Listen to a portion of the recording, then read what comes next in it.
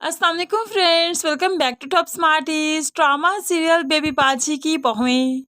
अगर अजरा शेर है तो पुप्पो फिर सवा शेर है, इसीलिए तो अजरा की चाल उसी पर उल्टी पड़ गई। अजरा जो बड़े ही हक से जाकर बड़े ही तैश में आकर पुप्पो की अलमारियां चेक करती है तो कंगन तो पुप्पो के कमरे से निकले ही नहीं।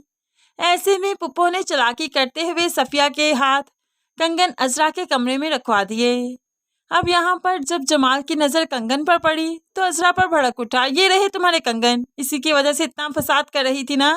तुमने एक बार भी नहीं सोचा कि पुप्पो पर इल्जाम लगा रही हो, मेरी माँ की जगह पर थी वो।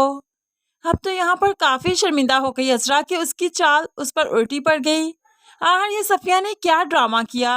जमाल तो जमाल अब घर का हर फर्द अजरा के खिलाफ है, यहाँ तक कि फरत भी कह देती है भाभी एक बार अपने कमरे में चेक तो कर लेती।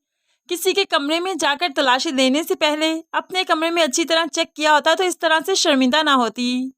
तो अस्मा भी कह देती है प्लीज अजरा, प्लीज अब ये सब कुछ छोड़ दो, घर का माहौल अच्छा रहने दो। ऐसे में अजरा तो बिल्कुल लाजवाब हो चुकी है, करे तो क्या करे। वो तो सफिया का वेट कर रही है कि कब सफिया आए और वो गर्दन से ही दबोच दे और पूछे कि आखिर हकीकत क्या है। अब सफिया के आने का वक्त भी हो गया और सफिया आ भी गई। अब की बार सफिया की है नहीं, क्योंकि अजरा उसे फिर गर्दन से दबोच ही देती है। मेरे साथ बेईमानी कर रही हो, तुम मेरा साथ भी दे रही हो और पुप्पो का भी, यानी कि तुम दोनों तरफ से खा रही हो। आखिर तुम चाहती क्या हो। तो यहाँ पर सफिया कहने लगी ऐसी कोई बात नहीं, उन्होंने मुझे कंगन रखते देख लिया था। अगर मैं उनका हुक्म ना मानती तो वो मुझे जेल की सलाखों के पीछे करवा देती। अब पुप्पो ने जो देखा कि अजरा सफिया से झगड़ रही है, उसको डांट रही है, तो यहाँ पर आकर कहने लगी इसका क्या कसूर है, छोड़ो इसे, ये गरीब का बच्चा, इसकी जान की दुश्मन क्यों बन गई तुम। अब यहाँ पर सफिया तो चली गई, लेकिन अजरा कहने लगी जब तुम जैसे कमजोर सामने आ जाए ना तो बार बार ऐसी हरकतें करनी पड़ती हैं, ढीठ बनना ही पड़ता है। आपको क्या लगता है मैं बाज आ जाऊंगी।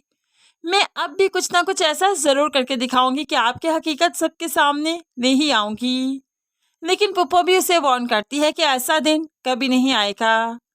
अब यहाँ पर अजरा काफी परेशान है। गुलशन आरा आई तो उसे भी सब कुछ बताती है और सोचने लगी कि आखिर पुप्पो जैसी बला को अपने घर से कैसे दफा करे, लेकिन अभी तक कोई चीज समझ नहीं आ रही, कोई प्लान नहीं सूझ रहा।